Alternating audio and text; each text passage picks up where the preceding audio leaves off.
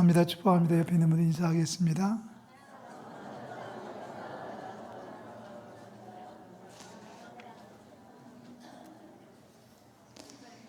사랑하고 축복합니다. 명절 인사를 좀 할까요?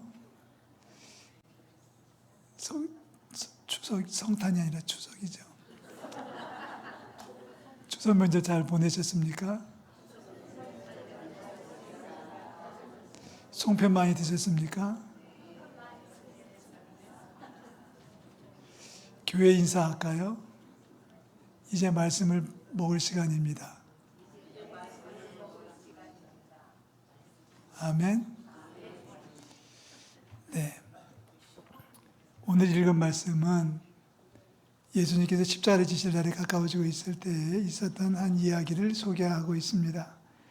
예수님은 베다니에서 나와서 예루살렘으로 올라가셨고요. 여기 소개되는 베다니는 예루살렘 동남쪽에 있는 인접한 마을입니다. 굳이 거리를 따지면 5km 정도 아주 붙어 있다고 생각하시면 맞을 것 같습니다. 예수님은 베다니를 출발하여 예루살렘으로 방향을 잡으셨습니다. 길을 가는 중에 무화과 나무를 한 그루 발견합니다. 잎은 무성했는데 열매가 없었습니다. 열매가 없는 것을 보신 예수님께서 화가 나셨는지 무거운 말씀을 하셨습니다. 마가복음 12장 14절 말씀을 제가 읽는데요. 이제부터 영원토록 사람이 내게서 열매를 따먹지 못할 것이야. 저주죠. 그러고 나서 예수님 예루살렘에 들어가셨고 거기서 하루 종일 성 안에 머무셨습니다. 성전을 정화하기도 하셨고 그리고 오후 늦게 나와서 다시 베다니 숙소로 들어가셨습니다. 그리고 다음날 아침 다시 베다니를 출발해서 예루살렘에 올라가고 있을 때에 베드로가 한마디 하는 겁니다. 어제 아침에 저주하신 무화과 나무가 뿌리째 말라 있었습니다. 이 모습을 본 베드로가 예수님에게 한마디 하죠. 21절 말씀 보면 라비여 보소서 저주하신 무화과 나무가 말랐나이다. 놀란 겁니다. 아니 예수님께서 한마디 하셨는데 말씀대로 됐네요. 그대로 됐네요. 하루 만에 무화과 나무가 그냥 뿌리째 말라 죽어 있네요. 라고 하면서 놀란 베드로가 한마디를 던졌습니다. 예수님께서 이렇게 말씀하십니다. 하나님을 믿으라. 어딘지 모르게 동문서답하는 것 같지 않습니까? 베드로의 말을 좀 더 실감나게 번역을 해보면 우와 어제 한마디 하시니까 그대로 됐어요. 하루 만에 나무가 죽었네요. 라고 말할 때 예수님 같으면 뭐라고 대답하시면 맞아요. 저 같으면 이렇게 대답했을 것 같아요. 봤냐? 내가 보통 사람이 아니야. 내가 한마디 하면 다 되는 거야. 나한테 까불지 마. 이렇게 얘기하면 그게 보통 사람이죠. 그런데 예수님은 그렇게 대답하지 않으시고 엉뚱하면서도 어쩌면 전곡을 찔러서 얘기합니다. 하나님을 믿어야 돼. 하나님을 믿어야 돼. 자, 하나님을 믿는다는 게 뭘까요? 22절, 24절 말씀 쭉 읽어보면 그렇습니다. 다 같이 한 번 더 읽어봅니다. 22절 하나님을 믿으라부터 시작해서 그 다음 말씀 23절 내가 진실로 너에게 이르노니 누구든지 이 산더러 들리어 바다에 던져지라 하며 그 말하는 것이 이루어질 줄 믿고 마음에 의심하지 아니하면 그대로 되리라. 24절 그러므로 내가 너희에게 말하노니 무엇이든지 기도하고 구하는 것은 받은 줄로 믿으라. 그래야 하면 너희에게 그대로 되리라.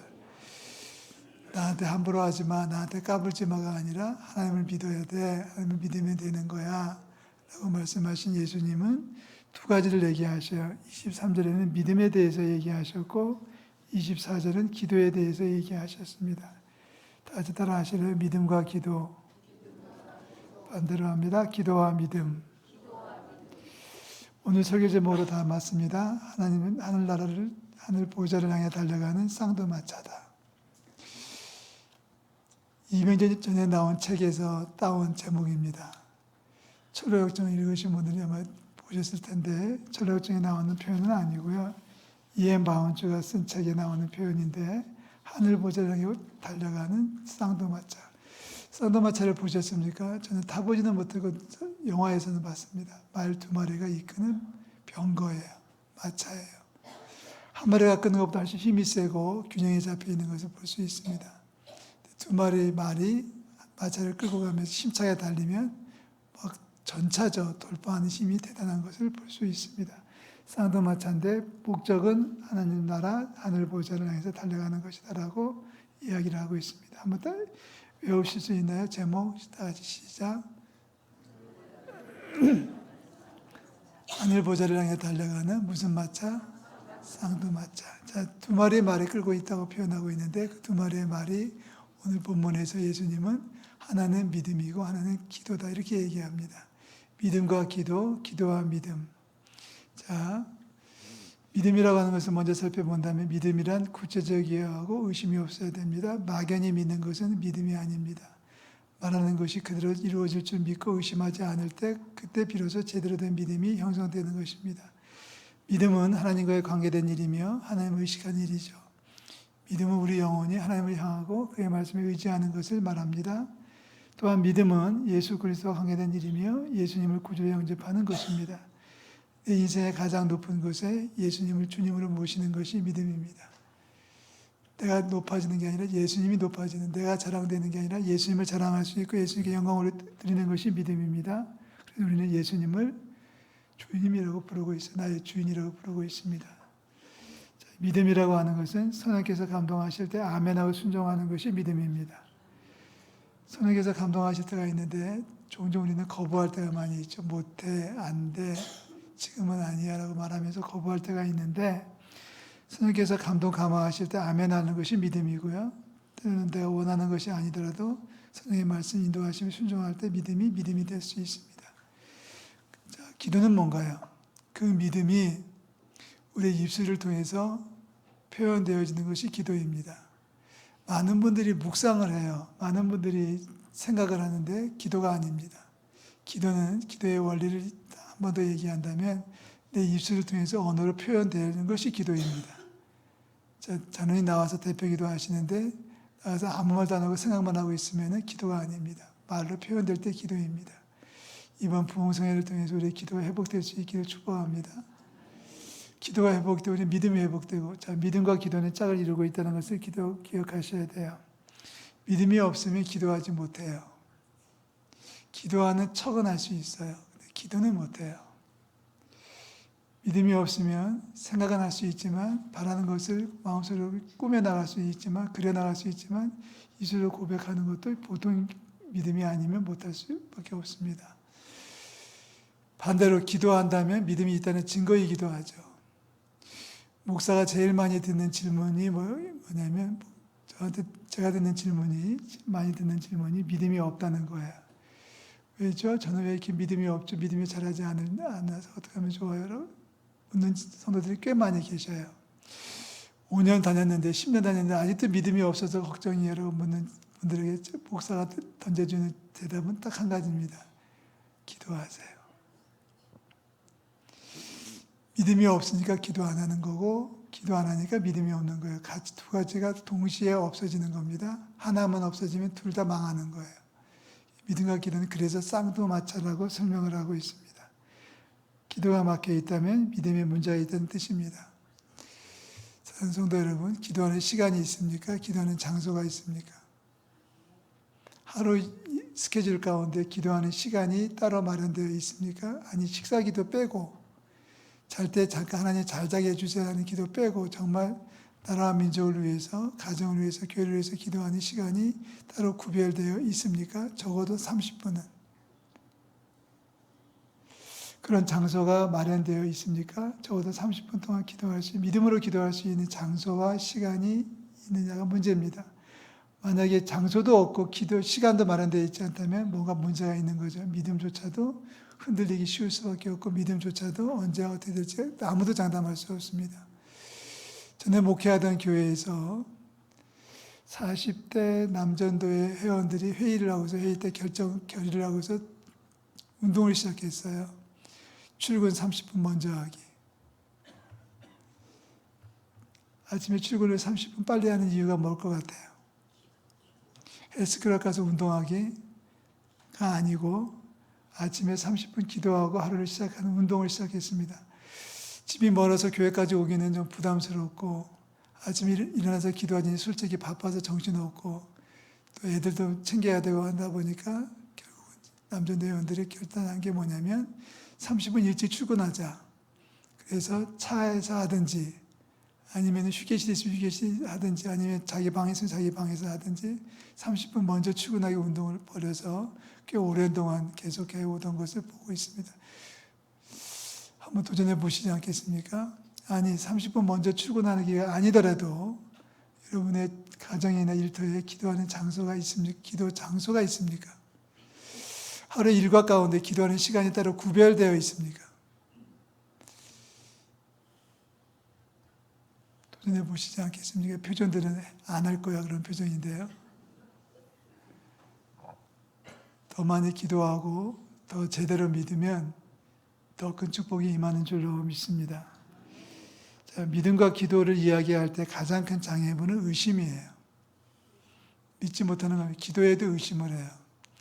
오늘 칼럼에 그런 글을 썼는데 어느 시골 마을에서 조용히 살고 있는 시골 마을에 술집이 들어왔대요. 조용하던 마을에 갑자기 시끄러워지고 술꾼들이 옆에서도 막 와서 몰려들기 시작하는데 고민하고 있는데 어느 장로님이 바로 교회 술집 옆에 있는 교회 장로님이 대표 기도하시면서 그렇게 기도했어요. 하나님 아버지 술집 좀 망하게 해주세요. 불에 태워주시든지 없애주시든지 하여튼 안 보이게 좀 해주시고 이렇게 기도했는데 안 됐던 성도들이 아멘 했습니다. 한번 해볼까요? 하나님 술집 좀 망하게 해주세요.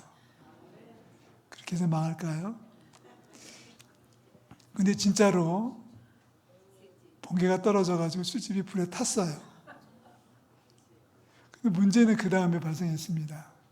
법적인 얘기가 나오는 건데 술집 사장이 교회를 고발한 거예요. 당신들이 기도해가지고 우리 술집에 불이 났다고 손해배상을 청구했습니다. 맞습니까? 틀립니까? 손해배상 해줘야 됩니까? 안 해도 됩니까? 믿음이 있습니까? 없습니까? 기도의 능력을 믿습니까? 못 믿습니까? 재판관이 심판하고 있는데 술집자 사장이 막 이렇게 따지고 물었습니다. 당신들이 기도해가지고 우리 불이 났으니까 당신들 책임이다. 장로님께서 대답했습니다. 기도한다고 다 돼요?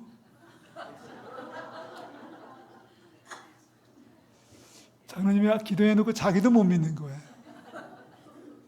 성도들이 기도해놓고 아멘 해놓고 자기들도 못 믿는 겁니다. 이게 우리의 현실입니다. 지금 이거를 뛰어넘자고 예수님 말씀하시는 거예요. 믿음으로 구하는 우리 모든 성도들 되시기를 주의 이름으로 축복합니다. 내가 진실로 너에게 말한다. 이 산들을 들려서 바다에 던져지라 하면은 그리고 그 말하는 것이 이루어질 줄 믿고 마음에 의심하지 아니하면 그대로 될 거야.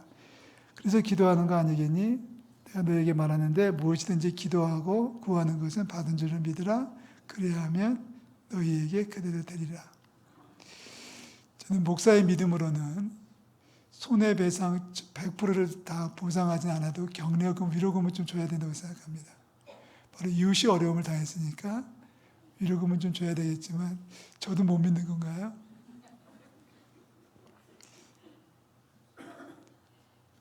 믿고 기도하시기를 주의 이름으로 축원합니다. 의심이 문제죠.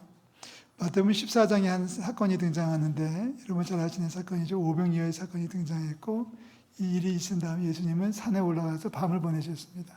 그리고 그 시간에 제자들은 배를 타고서 갈릴리 바다 건너편으로 배를 저어서 가고 있었어요.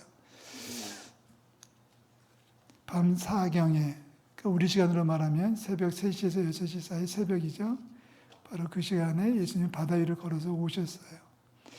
이 모습을 보던 베드로가 흥분해가지고 외쳤습니다. 주여 만일 주님이시거든 나를 명하사 물 위로 오라 하소서. 예수님이 허락을 합니다. 자, 이 말씀 한번 읽고 넘어갈게요. 마태복음 14장 28절부터 32절까지 말씀을 확인하겠습니다. 다 같이 읽습니다.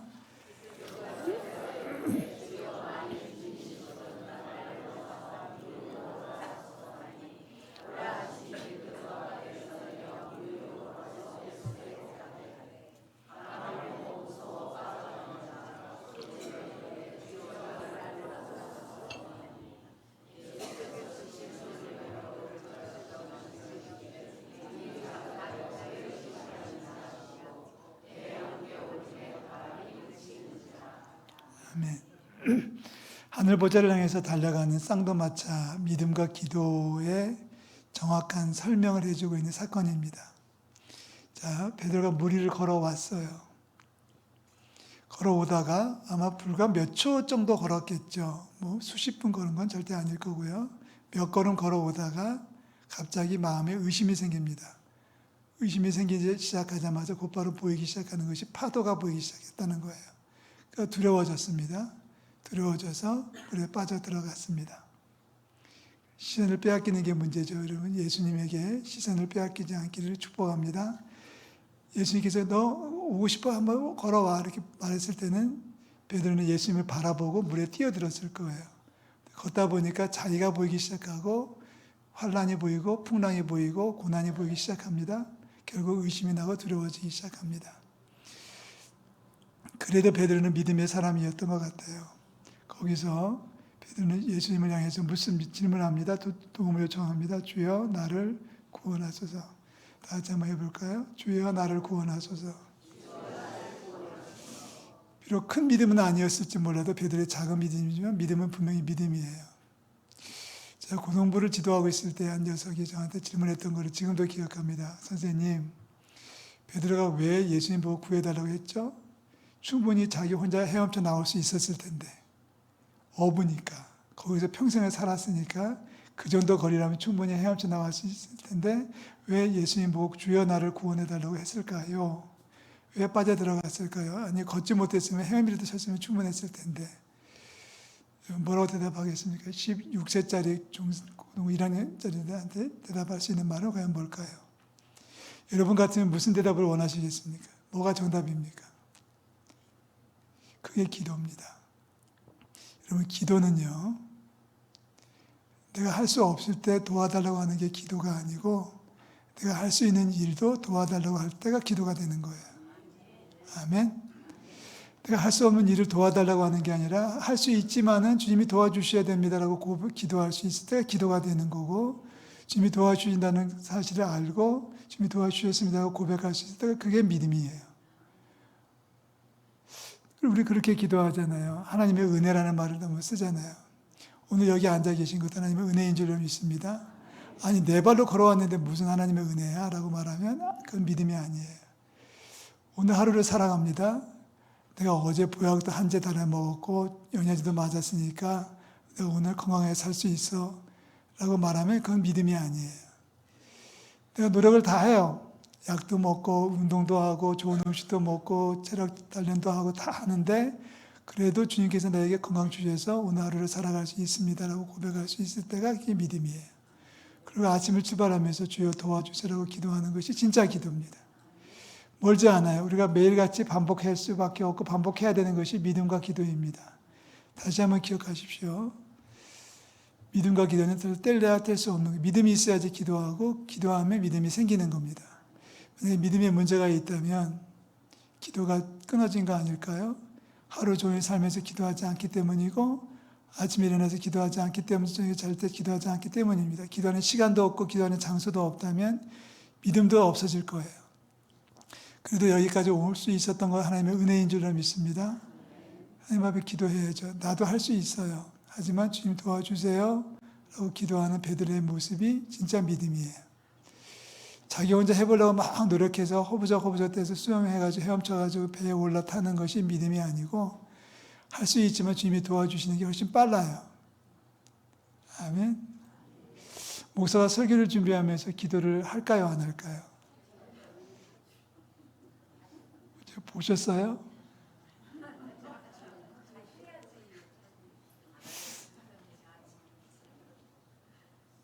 기도합니다. 요즘 젊은 목사님들 뭐 인터넷 가지고 AS 가지고서 AI 가지고 뭐 설교 준비 많이 한다고 하는데 저는 아직까지는 옹골지게 옛날 방식으로 하거든요. 타이핑을 치고. 근데 또 마찬가지예요. 자, 여러분 맞춰보세요. 시간이 1시간밖에 없어요. 준비할 수 있는 시간이 1시간밖에 없어요. 그러면 기도해야 됩니까? 자료를 찾아야 됩니까? 차라리 목사를 하세요. 그렇게 잘하시면 목사님 하시는 게 훨씬 나을 것 같아요. 올라오시죠. 솔직히 그렇습니다. 실제로 그렇습니다. 시간은 없는데 준비할 시간이 없어요. 그럴 때가 종종 있어요. 미리미리 준비해 놓으면 좋은데 미리미리 준비 못할 때가 가끔씩은 발생합니다. 그러면 막 그때 가서 뭐 설교지 구하고 뭐 주석책 꺼내서 막 준비하는 게 아니라 차라리 무릎을 꿇는 게 훨씬 빠르고 편해요. 그리고 훨씬 더 강력해요. 이게 하나님의 은혜이고 하나님의 역사예요. 뭐 자세한 얘기를 드리고 싶지만 시간이 없어서 못 드리겠고 하여튼 그렇습니다. 할 수 없어서 기도하는 게 아니라 할 수 있어도 기도하는 게 진짜 기도예요. 헤엄칠 줄 몰라서 살려달라고 하는 게 아니라 하나님이 도와주신, 주님이 도와주신 훨씬 더 빠르고 안전하기 때문에 주님도 구원해달라고 기도하는 것이 베드로의 신앙 고백이었고, 그래서 베드로는 수자자가 돼서 교회를 이끌어 던 것이 바로 베드로의 능력입니다. 믿음과 기도. 다시 한번 축복합니다. 이번 부흥성회에, 아니 이번 한 주간 동안에 믿음이 회복되고 기도가 회복될 수 있기를 축복합니다. 실제적으로 얘기해서 하루의 스케줄 가운데 기도 시간을 마련해 놓으시고 하루 기도하는 장소를 준비해 주시고 그 준비된 장소에서 기도에 좀 더 집중해 주시면 좋겠습니다. 기도를 더 많이 한다면 더 큰 축복을 받을 줄로 믿습니다. 더 큰 믿음을 가질 수 있다면 더 큰 은혜가 넘쳐나게 될 줄로 믿습니다. 이번 부흥회를 통해서 그런 은혜가 있기를 바라고요. 설교 제목을 다시 한번 확인해 주세요. 하늘 보좌를 향해서 달려가는 쌍도마차, 믿음과 기도가 끌고 가는 우리의 인생이 돼서 하늘 보좌에 넉넉히 들어가는 저와 여러분들 되시기를 우리 주님의 이름으로 축원합니다. 기도하겠습니다.